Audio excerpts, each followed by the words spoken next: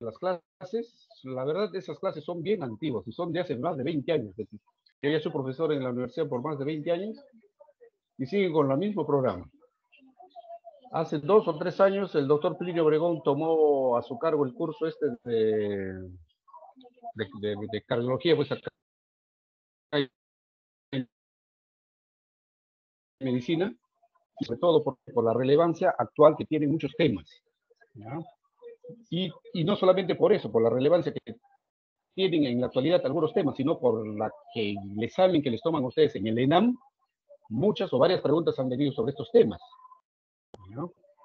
Entonces es importante tener en consideración estos temas, porque con toda seguridad son de actualidad.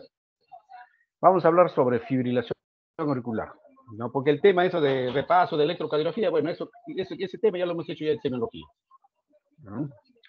Entonces vamos a hablar sobre fibrilación auricular, que es una arritmia, ¿no es así? Es una arritmia, es una arritmia. ¿Por qué es importante esta arritmia? Vamos a ver ahora. Primero, de todas las arritmias cardíacas es la más frecuente. ¿Ya? De todas las arritmias cardíacas, de todas las arritmias supraventriculares es la más frecuente. El 66% casi de todas las arritmias es fibrilación auricular. ¿Ya? Y está muy relacionado con la edad del paciente. Mientras más edad tengan los pacientes, más aparece esta arritmia. Y en la actualidad, digamos, la expectativa de vida de la gente ha ido aumentando. Entonces, por lo tanto, también han ido aumentando las enfermedades crónicas. Y esta fibrilación auricular se podría considerar como tal, ¿no? Se podría considerar, entre comillas. Muy bien. ¿Qué cosa es la fibrilación auricular? Bueno, la actividad auricular tiene una uniformidad, ¿ya? O sea, desde que nace el impulso y se distribuye por toda la aurícula, pues hace que la aurícula funcione de manera uniforme, ¿ya? Produciéndose una despolarización auricular, ¿no? Y haciendo que la aurícula se contraiga, o sea, se produzca una contracción auricular, ¿ya? En este caso, la actividad auricular está completamente desorganizada. ¿Qué quiere decir? Que hay zonas que se están despolarizando, zonas que se están repolarizando, o sea, un mamarracho. Cuando uno ve la fibrilación auricular en un corazón en vivo, o sea, los cirujanos mismos cuando lo ven y están, por ejemplo, están operando un corazón y ven que el paciente está en fibrilación auricular, ellos mencionan que la aurícula semeja a lo que podríamos decir una bolsa de gusanos. ¿Ya? O sea, imagínense por qué. Una bolsa de gusanos, porque se mueven por todos lados. ¿Ya? Entonces imagínense algo parecido. ¿Ya? Es una actividad auricular no coordinada y en consecuencia la contracción va a ser ineficaz, pues obviamente. No hay una contracción adecuada. ¿Y eso qué trae? ¿Qué consecuencias trae? Consecuencias adversas. ¿En relación a qué? ¿Va a producir disminución del gasto cardíaco? Evidentemente que sí. Puesto que la aurícula al no contraerse no se produce el vaciamiento de la sangre de la aurícula al ventrículo. Entonces va a haber una pérdida ahí del volumen inyectivo. Va a haber una pérdida que muchas veces puede ser significativo para el paciente, ¿ya?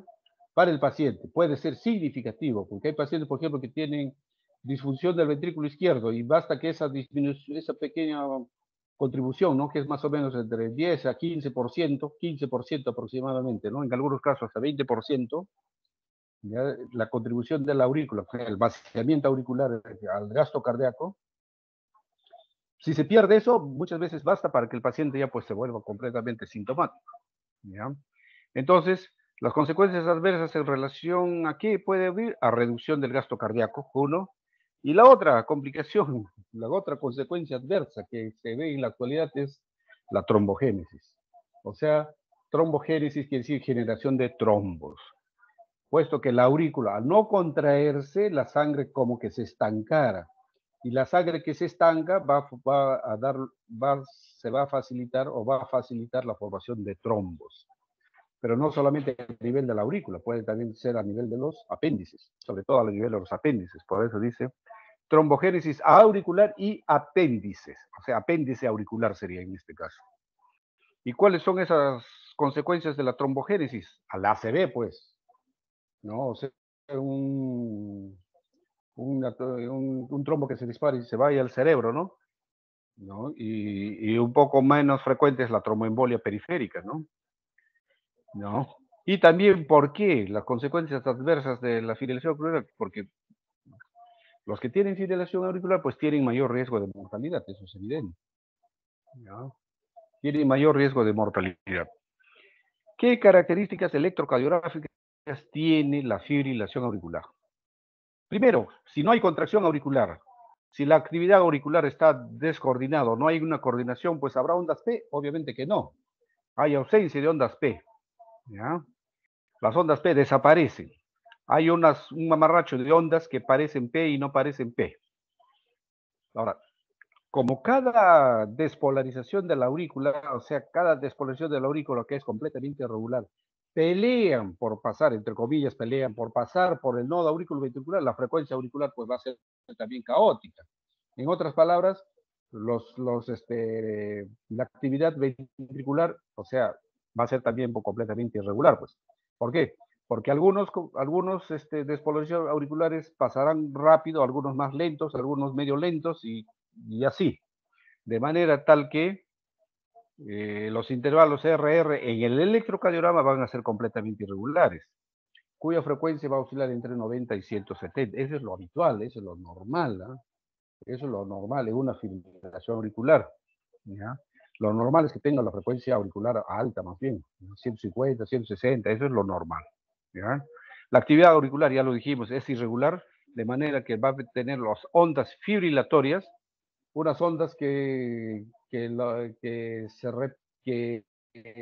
producen, no se repiten, porque cada onda es diferente, sino se producen a una frecuencia de 350 más de 600 latidos.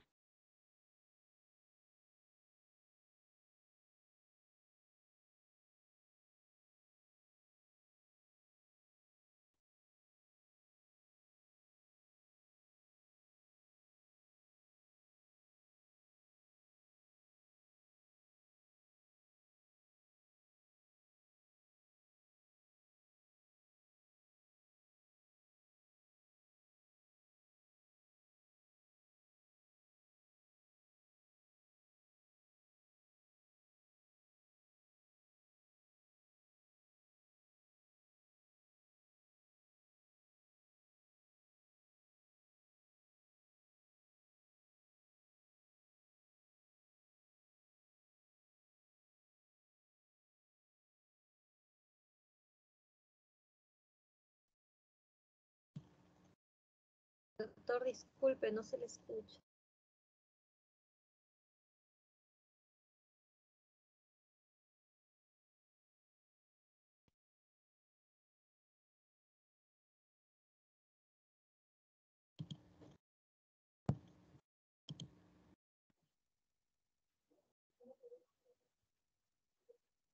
¿Aló?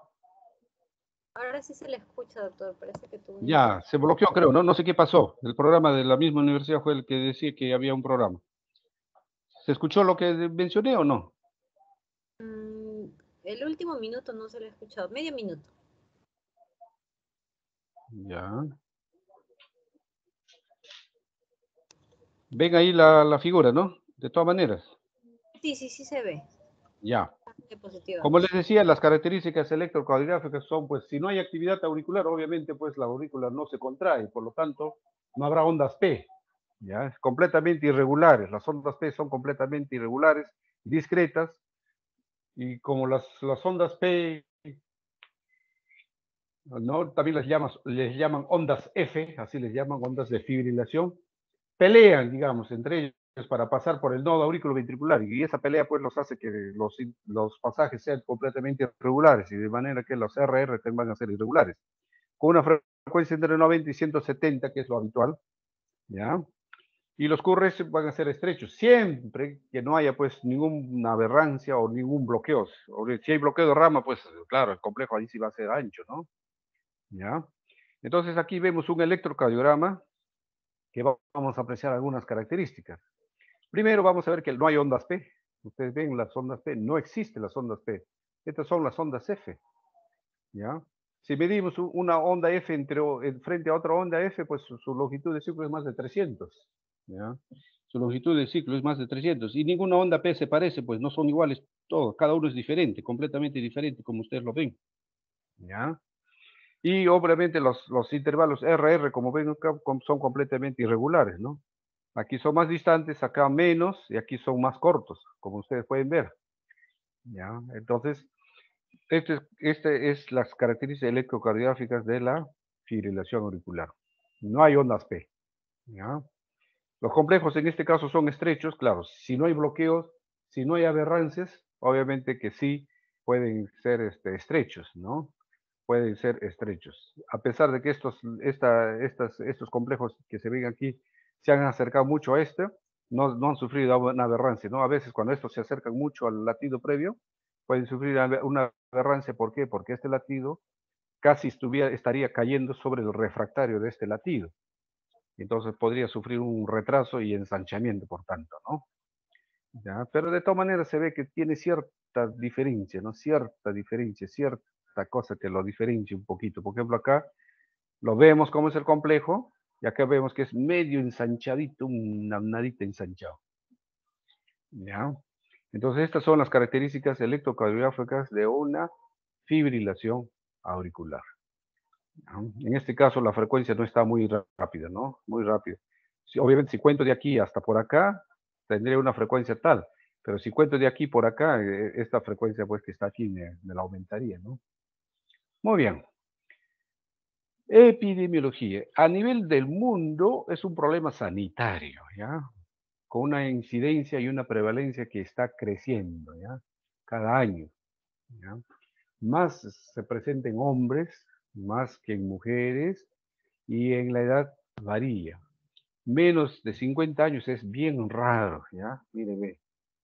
Incluso acá de 55 a 79, solamente un 0.7% de incidencia. Pero pasan del 17.8, se acerca al 20% si los pacientes pasan los 85 años. ¿Ve? O sea, da un salto ahí en ese aspecto, ¿no? Más frecuentes en blancos que en negros, bueno, esta es estadística de los americanos, ¿no? Y obviamente por tasa, por la edad, es lo que ya les he mencionado, ¿no? Más edad, más, pues, más eventos van a haber, ¿ya? Y el hecho de que tengan fibrilación auricular los predispone hasta 5 veces más, mira, que tengan ACV, o sea, un derrame cerebral, o una trombosis cerebral, ¿ya? Y contribuye a nivel mundial, dice, a más de 99.000 muertes por año, ¿ya? Y como tal, como ya la población pues ha ido aumentando en edad y todo eso, pues generan costos o grandes gastos en los sistemas de salud. Claro que sí, obviamente que sí, ¿no? Aquí, ¿qué vemos en esta diapositiva? Vemos la prevalencia, ¿ya? Prevalencia. Miren, cómo a la edad de 40 años prácticamente no hay eventos, miren, no hay casi eventos de fibrilación auricular. A lo nivel de los 50 años se comienza a aumentar en los hombres, pero miren, ve, a los 80 años, o sea, la prevalencia casi llega a un 25% casi, ¿no? Se está acercando aquí. O sea, al 80, es tremendo, ¿no? Es tremendo. Y en las mujeres es un poquito menos, ¿ya? A los 50 años, por ejemplo, a los 40, 50 años, en las mujeres prácticamente casi no existe esta arritmia. Pero a partir de los 60 sí comienza a aumentar, mírenme, la prevalencia. Y a nivel de los 80, pues ya, pues es más o menos significativo, ¿ya? Más o menos ya significativo. Muy bien. ¿Cómo se origina la fibrilación auricular? La fibrilación auricular probablemente esté en relación con trastornos o con alteraciones en las aurículas. Desde el punto de vista anatómico, desde el punto de vista electrofisiológico, ¿ya? Probablemente sean los más importantes. Hay una fibrilación auricular que se puede presentar en corazones sanos, perfectamente sanos, porque así les hacemos todos los exámenes posibles y no vamos a demostrar una cardiopatía subyacente, ¿no? Pero lo que no podemos demostrar en esos pacientes son, pues, cómo es su aspecto electrofisiológico. Probablemente ha habido cambios, ¿no? Ya, probablemente ha habido cambios, ¿no? Pero en la mayoría de los casos probablemente se deba a cambios desde el punto de vista anatómico y electrofisiológico. Suelen asociarse. Generalmente la fibrilación auricular tiene mayor predisposición en los hipertensos, ¿ya? Cardiopatía subyacente, ¿ya? Cualquier cardiopatía subyacente que que dé lugar al crecimiento de las aurículas, ¿ya? Sobre todo de la aurícula izquierda, va a favorecer la aparición de esta arritmia, ¿ya? ¿La cardiopatía hipertensiva da lugar o favorece el crecimiento de la aurícula? Claro que sí, ¿ya? La cardiopatía isquémica, después son tres las principales, ¿no? La cardiopatía hipertensiva, la cardiopatía isquémica y las valvulopatías, ¿ya? Y las valvulopatías, ¿ya? En muchos de estos casos, pues, aparte de que pudiera ya generarse trastornos en las aurículas por la cardiopatía subyacente, o sea, en este caso, por ejemplo, lo que le dije, una cardiopatía hipertensiva, puede dar lugar a la elevación de la presión auricular, ¿ya? ¿No? Que hace que estos se dilaten, o sea, como que las fibras auriculares, o sea, como que se separaran, digamos, se separaran, pues. ¿Ya? Se separaran las fibras auriculares, ¿ya? Y en el medio de esas fibras, pues se produce un infiltrado y una inflamación de las aurículas, una infiltración, por ejemplo, de tejido fibroso, y el tejido fibroso pues no conduce bien la corriente, entonces obviamente ahí va a haber cierto desarreglo, ¿no? Eh, eléctrico en este caso, ¿ya? Las contracciones auriculares prematuras es lo mismo, contracciones auriculares prematuras o las contracciones prematuras auriculares o los latidos supraventriculares, bueno, o sea, los extrasístoles auriculares, a eso se refiere. No sé por qué tanta cosa le ponen aquí. Bueno, para hacer mención a todas digamos, a todos las abreviaturas. Parece importante desencadenante de la fibrilación auricular paroxística, al menos en un corazón normal. O sea, los extrasístoles auriculares. Y aquella persona que tiene mayor extrasístoles auriculares, o sea, mayor cantidad, mayor densidad, obviamente tiene mayor riesgo de fibrilación auricular. Eso se ve.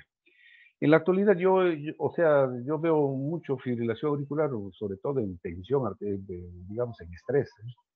Muchísimo en estrés. ¿Ya? Muchísimo en estrés. Hay personas que están sometidas a un estrés, por ejemplo, laboral o educativo y les da esto, fibrilación auricular. Se sabe que el único foco que dispara rápidamente en las aurículas puede desencadenar una conducción fibrilatoria a lo largo de las aurículas. Bueno, eso sí se ha descubierto no hace mucho tiempo. Entonces, buscando pues estos focos auriculares ectópicos que podían ser los causantes o desencadenantes de esta arritmia, se vio pues que sí, había ciertos focos que se podían disparar rápidamente y producir estas conducciones fibrilatorias, ¿no? Estos focos están alrededor de las desembocaduras de las venas pulmonares, ¿ya? Por si acaso, están a nivel de las desembocaduras de las venas pulmonares. Está bien establecido, dice que el sitio más común de los disparos, estos disparos auriculares que desencadenan la fibrilación auricular, son las venas pulmonares, ¿ya? ¿Cuántas venas pulmonares tenemos que desembocan en la aurícula izquierda? 4 venas, ¿no? 4 venas pulmonares. El estiramiento de la aurícula se refiere, aumenta la propensión al disparo rápido. Esto está. El estiramiento de esta zona, mejor dicho. ¿Ya? El estiramiento de esta zona, o sea, de la porción final, o sea, de la desembocadura, casi de la desembocadura de las venas pulmonares, aumenta ¿no? Y predispone a que los disparos rápidos o sea, de estas venas pulmonares den lugares pues a que esta fibrilación se presente, ¿ya? O sea, hace que se produzcan más disparos de estos focos que están a nivel de las venas pulmonares, ¿ya? Y que, o sea, en otras palabras, estos focos serían bastante sensibles al estiramiento, ¿ya? Bastante sensibles al estiramiento. Se especula el mecanismo de estiramiento auricular como una asociación, ¿no? Entre la fibrilación auricular y la regurgitación mitral, así como varios tipos de insuficiencia cardíaca. Bueno, esta es una especulación, pero parece que sí, esto tiene mucho de fundamento, porque obviamente la fibrilación auricular, pues, con muchísima frecuencia se va a presentar más en aquellos cardiopatías donde la aurícula comienza a dilatarse o comienzan a someterse a mayor presión, las aurículas me refiero, ¿no? Me refiero a las aurículas, ¿ya? El mecanismo en realidad es bastante complejo, como ven, ¿no? Se habla de circuitos, ¿no? Un circuito desencadenante en este caso estarían dados, ¿no? Por los ectópicos, ¿ya? Por los ectópicos o las actividades desencadenadas. Estas células que están en la desembocadura de la vena pulmonares que tendrían esta actividad, ¿no? Cuya actividad desencadenada, pues, en relación a la sensibilidad que ellas pueden tener, pues pueden presentar estos circuitos, ¿no? Que den lugar, pues, a que empiecen a producirse despolarizaciones con conducción fibrilatoria, ¿no? También se habla del circuito hemodinámico, ¿no? Cuando hay una disfunción del ventrículo izquierdo, por ejemplo, eso produce, pues, un incremento, ¿no? En la presión, por ejemplo, de la aurícula izquierda, ¿no? Ya, ajá. Y la hipertensión, por ejemplo, ¿ves? Ventricular, defectos del llenado ventricular izquierdo, y eso va a producirse un problema, pues, a nivel del estiramiento, ¿no? Auricular. Ya ven ustedes, o sea, la aurícula es el que va a aparecer, ¿ya? Hay un circuito estructural, o sea, estructural quiere decir cuando hay daño miocárdico, eso sobre todo puede verse acá en las valvulopatías, ¿ya? ¿Ya? No solamente en las valvulopatías, o sea, estructural también se puede ver en las inflamaciones, ¿no? En las cardiomiopatías, en la miocarditis, ¿ya? Miren, ve, miocarditis, en la fibrosis, en los ancianos, por ejemplo, en la fibrosis, ¿ves? O sea, se comienza a haber fibrosis, ¿ya? Y eso hace que las conducciones comienzan a producirse de manera no heterogénea, digo, no homogénea, ¿no? Y eso puede, pues, dar lugar a que se produzcan circuitos reentrantes, ¿no? Circuitos reentrantes que puedan dar lugar, pues, a estas conducciones de fibrilación auricular. Miren, todos conducen a fibrilación auricular, ¿ya? Y también un circuito eléctrico, ¿ya? Un circuito eléctrico que estaría, en estos casos, se referiría que estarían alterados por alteraciones o hipersensibilidad de ciertos canales, sobre todo, por ejemplo, al calcio, ¿no? Al calcio, ¿no? Se habla que si el calcio pudiera aumentar, podría favorecer estas reentradas. ¿Pudiera aumentar? Sí, puede ser que aumente, ¿no? ¿No? Puede ser que aumente. Entonces, hay que, o sea, los mecanismos de la fibrilación auricular, en realidad se habla de todo esto, que conducen todos a la fibrilación auricular, ¿no?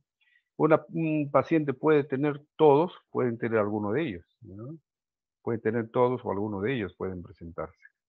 Pero si en alguno de ellos presentan alguno, muchas veces se imbrican con lo otro, ¿no? Se imbrican con lo otro, como ven ustedes, ¿no? Se imbrican con los otros mecanismos, digamos. ¿Ya? Comorbilidades, ya dijimos ya, la hipertensión arterial es el de mayor riesgo, ya lo dijimos. Después la enfermedad isquémica y la enfermedad valvular. Son tres las cardiopatías que van a predisponer a la fibrilación auricular. ¿Ya? 4.2 veces más la enfermedad cardíaca isquémica. En un infarto agudo puede presentarse hasta un 10%, ¿ah? ¿Ya? Y una cardiomiopatía isquémica, un 0.6% pueden presentar esta arritmia, esta fibrilación auricular. La enfermedad valvular, prolapso de válvula mitral, estenosis mitral, es el que más, de las válvulopatías, el que más se asocia a fibrilación auricular, ¿no? Por eso la estenosis mitral se llama, es una valvulopatía palpitante porque produce, pues, las palpitaciones, y es una cardiopatía trombosante porque genera, pues, o favorece la formación de trombos, ¿no? La insuficiencia cardíaca también, la miocardiopatía hipertrófica, cardiopatías congénitas, tromboembólica venosa, la apnea obstructiva del sueño también puede favorecer, la obesidad, la diabetes y síndrome metabólico también están relacionados con mayor predisposición o que favorecen o se asocian más con fibrilación auricular. Clasificación. ¿Cómo clasificamos la fibrilación auricular? La clasificación es bastante simple, ¿no? ¿Ya? La clasificación está dada por esto, fibrilación auricular paroxística. Es que aparece y desaparece bruscamente. ¿Ya? ¿Ya? Y aparece y desaparece bruscamente y espontáneamente, en otras palabras, y se pueden presentar de manera intermitente, ¿ya? Y si a veces no desaparece del todo, a veces desaparece, pero dentro de 7 días, ¿ya? Lo malo de esta arritmia que ya una vez que ya se presentó la fibrilación auricular, ese paciente es susceptible a una recurrencia. Sí. ¿Cuándo lo va a hacer? No se sabe, ¿ya? Yo tengo pacientes que han presentado fibrilación auricular una vez y en 8, 9, 10 años no han vuelto a presentar otro episodio. Pero eso les quita que tengan predisposición a la arritmia. No, ellos pueden presentar una arritmia nuevamente, ¿no? Pueden presentar nuevamente. Entonces ellos tienen que cuidarse del estrés, tienen que cuidarse de varias cositas, ¿no? Tenemos la persistente cuando, por ejemplo, estas no se resuelven pues en 7 días, ¿no? O sea, dura más de 7 días, entonces hay que cardiovertirlo, o ya sea cardiovertirlo farmacológicamente o eléctricamente, o sea, hay que restaurar el ritmo sinusal, ¿no? Ya, pero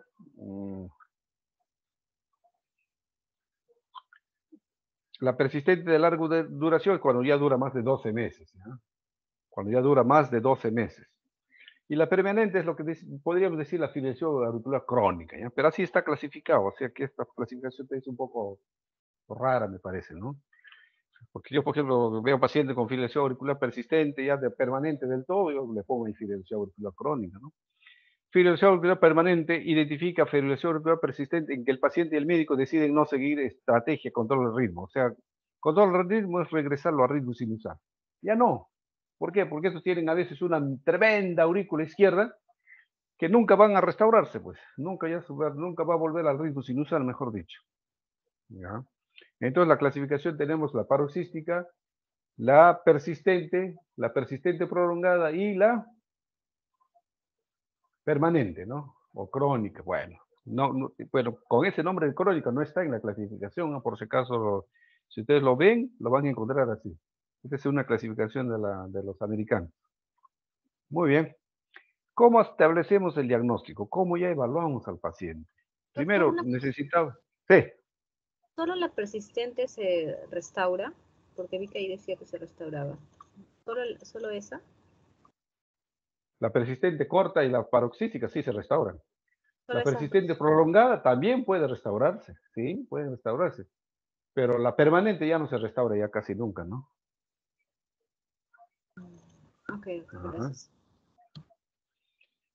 El diagnóstico nos basamos en base a una historia médico completa, obviamente que sí. Tomamos el electrocardiograma que habíamos visto y después hacemos una analítica, ¿no? O laboratorio, pues analíticas los españoles hablan así, ¿no? Analítica. Función renal y tiroidea. En los exámenes de laboratorio hay que ver pues la función renal y la función tiroidea, sobre todo la tiroides, ¿ya? ¿Por qué? Porque dentro digamos, de las situaciones que podrían favorecer la fibrilación auricular, también está la enfermedad tiroidea, ¿ya? Pero es más raro, pues es más raro. Trastornos electrolíticos también pueden estar asociados, ¿no? Pero en general hay que hacer una analítica completa, ¿ya? Ecocardiograma, obviamente, ¿para qué? Porque el ecocardiograma nos va a ver o decir, pues, si el corazón está crecido, por ejemplo, la aurícula izquierda o la aurícula derecha, ¿no? ¿No?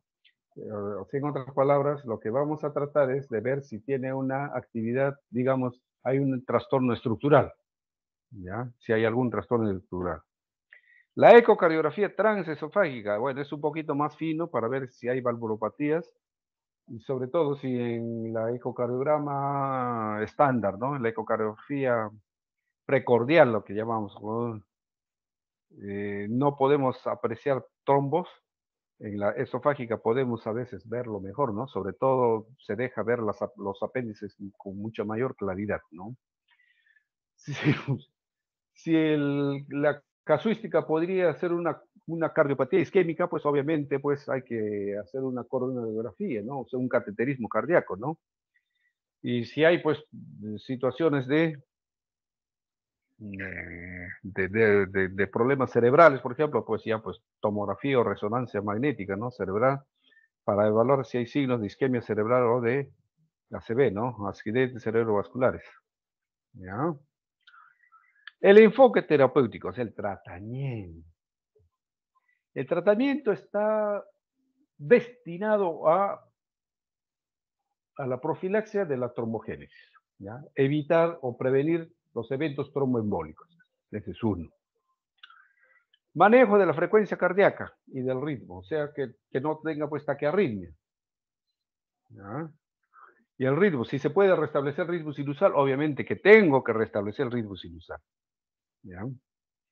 Y habrá siempre algún grupo de pacientes que nosotros podríamos decir grupos especiales.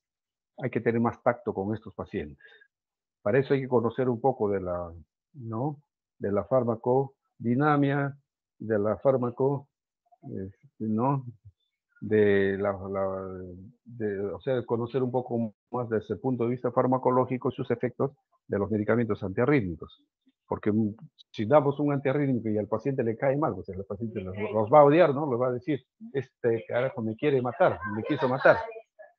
¿Ya? La terapia tromboembólica obviamente es con anticoagulación, pues. ¿No? Aquí lo que tenemos es warfarina, que es de fácil utilización, ¿no? Lo que tenemos, digamos, más a la mano. Ustedes van a conseguir warfarina hasta en la punta del cerro, de 5 miligramos. El problema es el que con la warfarina tienen que hacer un seguimiento del nivel de coagulación, ¿ya? Ese es el problema. Entonces hay que estar pidiéndole un control para ver el grado de anticoagulación cuando reciben warfarina. Felizmente han salido ya desde hace algunos tiempo, algunos años, los anticoagulantes orales, ¿ya? ARCOS es anticoagulantes por vía oral. Tenemos el Dabigatran, Rivaroxaban, Apixaban y Edoxaban, ¿ya? La ventaja de estos es su alta efectividad, ¿ya? Su buena efectividad, su alta efectividad, ¿ya? Su alto nivel de prevención. Pero ¿cuál es la desventaja de estos? Su costo, pues. Es caro, son estos medicamentos, ¿no? ¿Ya? Su costo. Y la ventaja otra es que no necesitan hacer un seguimiento. O sea, yo le puedo dar a mi paciente Dabigatran, por ejemplo, ¿no? Cada 12 horas y ya no necesito estar haciéndole sus controles del nivel de anticoagulación y todo eso, ¿no? Reducen el riesgo, miren, casi un 70%. Con la warfarina esto no es tan cierto, porque con la warfarina es bien difícil mantener un nivel de anticoagulación plena, ¿ya? Hay estudios donde se evalúa el nivel de anticoagulación con warfarina en los diversos hospitales. Ni en los mejores hospitales se logra un nivel de anticoagulación plena, ¿ya? Siempre hay caídas, siempre hay esto y todo esto. Porque la warfarina es un medicamento muy sensible, cuyo efecto puede variar muchísimo con infecciones, con comidas, con otros medicamentos. Entonces, por eso el seguimiento con la warfarina tiene que hacerse un test de anticoagulación mensual. Mensual, ¿ya? Pero ¿cómo indicamos la terapia tromboembólica? ¿Todo el mundo tenemos que darle terapia tromboembólica? No, no es así. Utilizamos esta clasificación, o sea, para puntuar, el CHATS-VAS, ¿no? Que es una calculadora que nos permite estimar el riesgo de accidentes cerebrovasculares por fibrilación auricular, sobre todo no valvular, ¿ya? Y si el CHATS-VAS es alto, obviamente hay que anticoagular, pues. Pero para aquellos que no pueden anticoagularse, que son, felizmente no son muchos, ¿ya? Por razones distintas al riesgo de hemorragia, todos estos medicamentos anticoagulantes, el riesgo es hemorragia, obviamente que sí, ¿ya? Pero en estos que no pueden recibir anticoagulantes por alguna razón, se sugiere aspirina 75 o a 100 miligramos al día y con clopidogrel, más clopidogrel, dice, ¿no? Más clopidogrel, o sea, ambas cosas. ¿Por qué? Porque cada uno de estos, su nivel de reducción de riesgo es bajísimo, ¿no? Creo que es 30% nada más, no es mucho, ¿ya? Por eso que no es muy recomendable dar aspirina en aspirina sola, por ejemplo, en los pacientes que tienen fibrilación auricular, ¿no? ¿Ya? De aquí lo asocia con la asociación, probablemente ya su nivel de anticoagulación sea un poquito mayor, ¿no? Su porcentaje no recuerdo acá a cuánto llega, pero está para buscarlo. Esta es la calculadora de CHATS-VAS, ¿ya? Si es mujer un punto, tiene más riesgo, ¿eh? Hombre, 0 puntos. Obviamente, más de edad, 75 años, si tiene fibrilación auricular, ya tiene 2 puntos. Con 2 puntos o más, ya hay anticoagulantes. Ya ahí sí ya no hay nada que hablar. Si tiene, pues, insuficiencia cardíaca, hipertensión, diabetes, con mayor razón, ¿no? O sea, con una calificación según esta calcular, de 2 o más puntos, ya es para anticoagular. ¿Ya? Manejo de la frecuencia y del ritmo. La frecuencia se refiere a que no haga taquiarritmia, por decir, ¿no? Decidir entre el control del ritmo y la frecuencia a veces no es tan fácil, ¿ya? No es tan fácil, porque depende del tiempo, de la evolución, de la duración, de los estados, de los síntomas y sobre todo de la duración de fibrilación. Cuando ya la fibrilación auricular tiene una duración muy larga, muy prolongada, controlar el ritmo es difícil, más difícil, ¿ya? Ya es difícil. Si tiene una mega aurícula izquierda, por ejemplo, ya es difícil, pues ya no se va, entonces ahí se puede hacer un manejo de frecuencia. Manejo de frecuencia quiere decir que no debe o que no haga taquiarritmias, por decir, ¿no?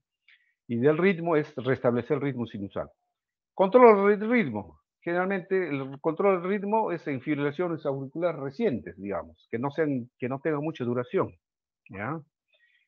Fibrilación auricular recientes, de recién diagnóstico, dice, con alto riesgo de complicaciones, ¿no? Cardiovasculares. Y si es sintomático, obviamente que sí. Si tiene riesgo alto, pues, por ejemplo, viven más de 75, si han tenido ACV previos, mayores de 65 años, sexo femenino, si tiene insuficiencia, bueno, ya son riesgo alto, obviamente, ahí hay que tratar de controlar el ritmo, o sea, tratar de restablecer el ritmo sinusal. Si yo restablezco el ritmo sinusal, mi aurícula va a funcionar pues en forma homogénea, o sea, va a favorecer el vaciamiento, ¿no? Sanguíneo, ¿ya? Hipertrofia ventricular izquierda, ancho de la pared del tabique diastólico de 15 milímetros, o sea que no, ahí debo tratar de restablecer hasta donde pueda, ¿ya? Pero si no, para todos los demás pacientes, después de considerar la duración de la afiliación, el riesgo cardiovascular y el estado de los síntomas, es razonable una estrategia de control de frecuencia o del ritmo.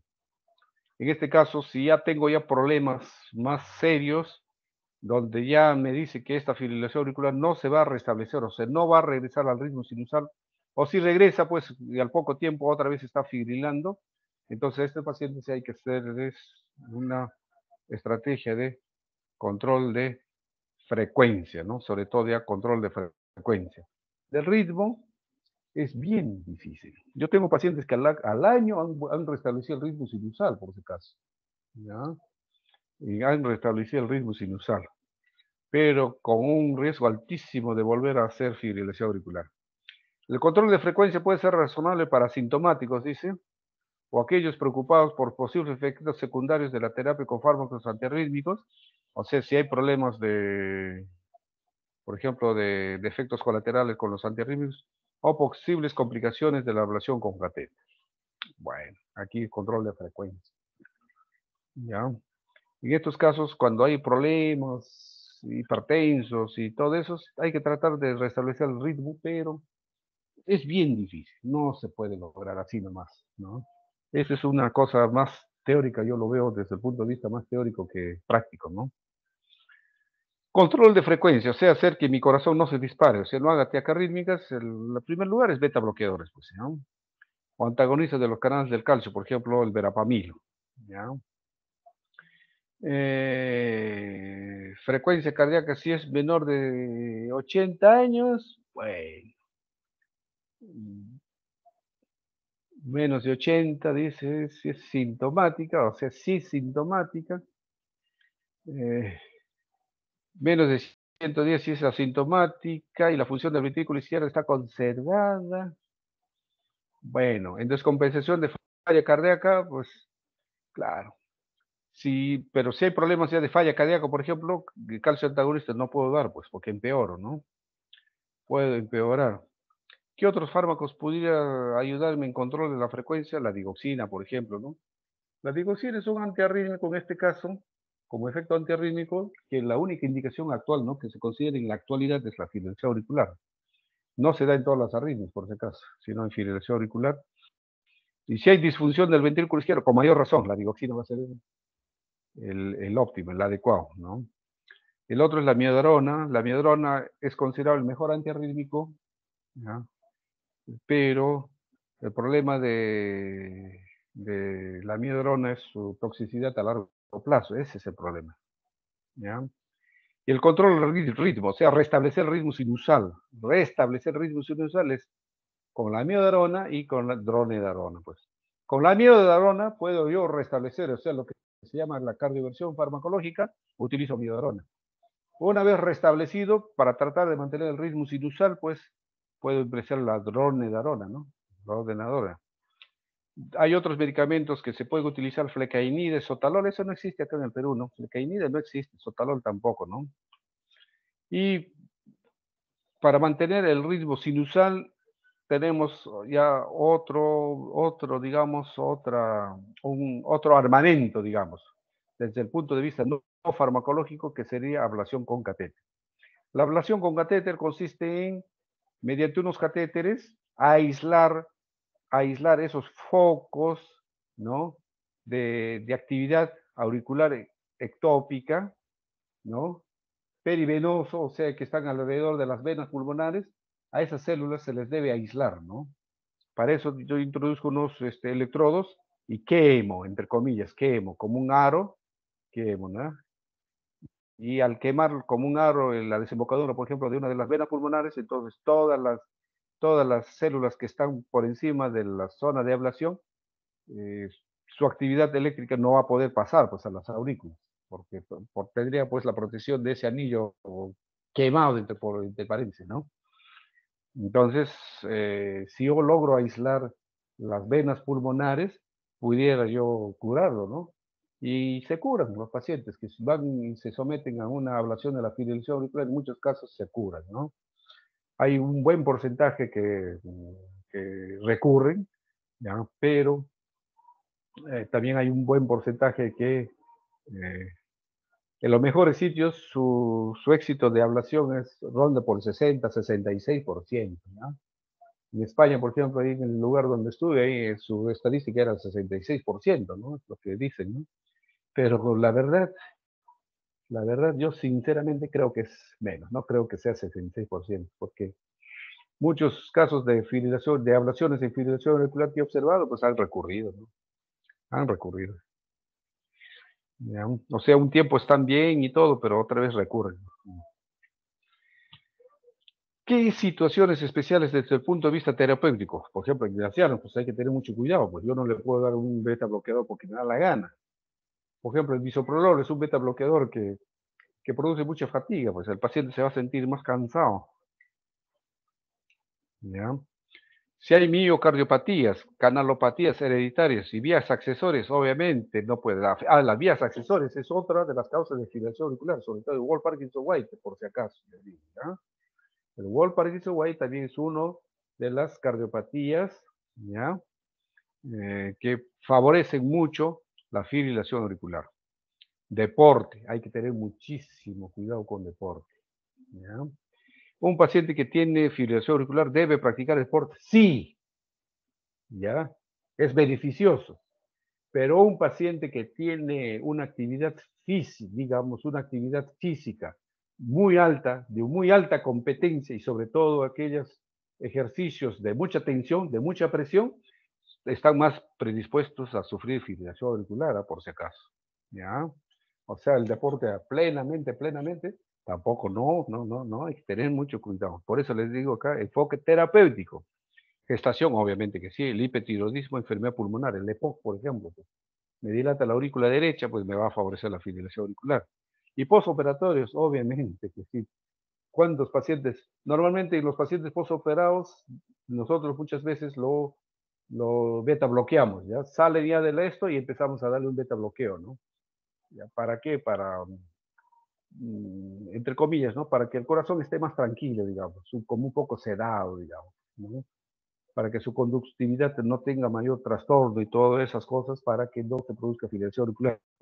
Porque en alto porcentaje de los postoperados cardiovasculares, ¿no? En las primeras horas muchas veces empiezan a hacer fibrilación auricular, ¿no? Porque están sometidos pues, al estrés, ¿ya? Al estrés. ¿Cuál es el pronóstico? ¿Ya? Si no hay una causa, o sea, si no hay una causa que lo predisponga, pues el pronóstico es bueno, ¿ya?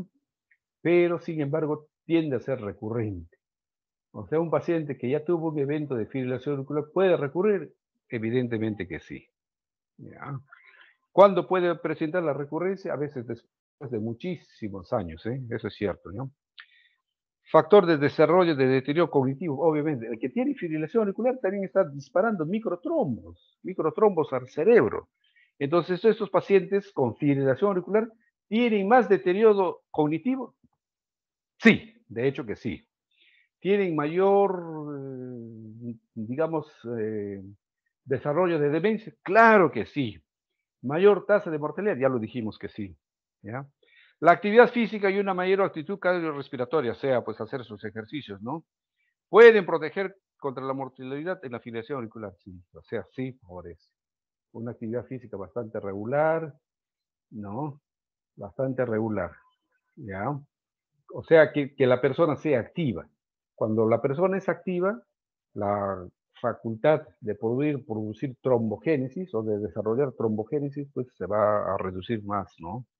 Va a estar más reducido. ¿Ya? ¿Alguna pregunta? ¿Algún comentario? ¿Algo que quieran?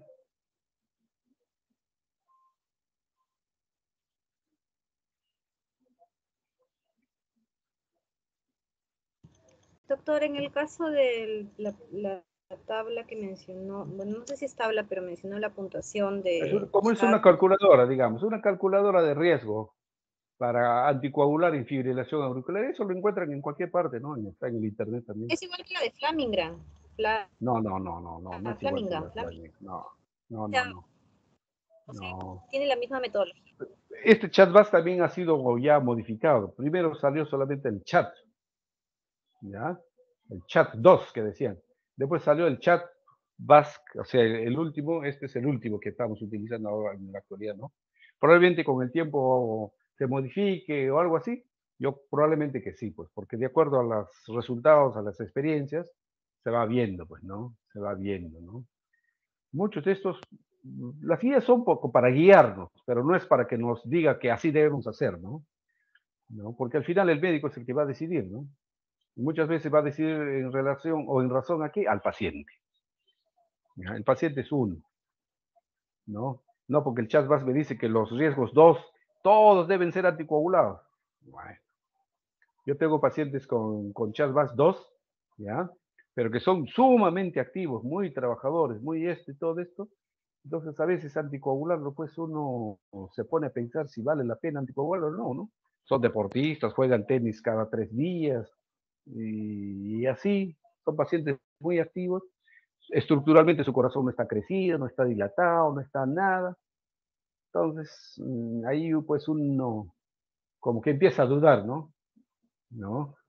Entonces ahí, más que todo, ahí ya mucho tiene que verse el estado mental muchas veces, ¿no? Cuando viene el paciente a la visita, ¿cómo está? ¿No? Hay olvidos, hay amnesias, hay cosas de esto, se pregunta, ¿no? Se está olvidando de las cosas y el paciente dice, sí, caramba, no sé qué me pasa, me estoy olvidando, a veces pierdo las cosas y no me acuerdo dónde están y todo. Ahí hay que tener cuidado. ¿Ya? Ahí quiere decir que lo más probable es que esté haciendo trombogénesis. Pues me dice, pues no tengo ningún problema. Entonces, ahí podría uno considerar incluso no anticoagular. Porque la anticoagulación es también un riesgo, ¿no? Es un riesgo. ¿Ya? ¿Qué más? ¿Alguna pregunta? Mañana creo que el doctor Salazar les va a hacer clase, ¿no? Me dijo que iba a dictar, creo que síncope, que esa era mi clase, pero él me lo ha quitado, me dice que él lo va a hacer. Sí, doctor. No, bueno, eso estaba por ver, porque al comienzo, a las 8 vamos a tener clase con el doctor Ríos y él me mencionó que el doctor Salazar me dijo que en una hora me iba a avisar para confirmarme si iba a seguir él. Ah, ya. Muy bien. Sí, Muy bien. chicos, Ya. más bien voy a tomar lista. Ya saben que la doctora Palomino nos ha pedido que tomemos lista. No, sí, yo también acá tengo que bajarlo, espérese un ratito. Tengo que bajarlo. Descargar la lista de asistencia, tengo que bajar eso. Y aquí me Sí, baja en, ¿cómo se llama este programa? En Excel. En Excel, así es, en Excel me lo baja, ¿no? Y eso yo lo guardo como un archivo en la carpeta de ustedes. ¿Podrían prender sus cámaras, chicos, por favor? Porque tengo que tomar una foto.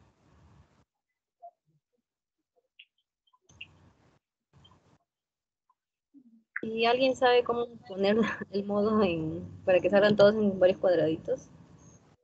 Fácil. Pero aquí están pues lo que todos habrán estado, ¿no? Desde el 2 hasta el 24. ¿Tantos son? ¿Más pacientes, más de ustedes hay? Desde el 3 hasta el 24. O sea, ya 24 le quito 3, serían 21. Ah, 21, ¿no? Está bien, 21 pues están. Quiere decir que han ingresado todos. ¿Alguien puede tomar la foto? Porque no sé cómo poner ese modo de cámara. A ver, modo conjunto, creo que es.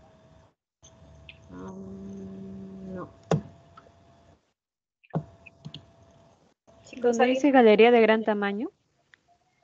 A ver, Medicina 1, cardio, grupo 1. Ahí ya me está. Lo grabo, ya está. Muy bien, chicos, nos vemos. Nos estamos poniendo en contacto. Ya con mi grupo a partir del lunes, porque yo los dejo que lean algo todavía, porque si no, no me gusta hacer las prácticas en cero. Por favor, chicos. ¿Ya? Muy bien, comenzamos así. De repente el lunes dicto la otra clase, ¿eh? Si no hay nada, el lunes puedes dictar la segunda clase. Claro, doctor. Me toca. La segunda clase sería arritmias cardíacas. Más o menos esta hora. Ah, no, el lunes, Stephanie, no sé si se puede. Somos... Chicos, ¿alguien puede tomar una foto, por favor? Porque esa clase de arritmias cardíacas es demasiado largo para hacer una sola clase y demasiado complejo para que se pueda entender. Entonces la mayoría de ustedes se olvidan, en 5 minutos después de la clase ya se olvidaron. Todos. Muy bien, nos vemos. Hay que cargar esto. Galería grande, dice, vista previa, ahí sale todos. Ahí están todos. Ya está, chicos. Hasta luego, chicos. Gracias, doctora. Hasta luego.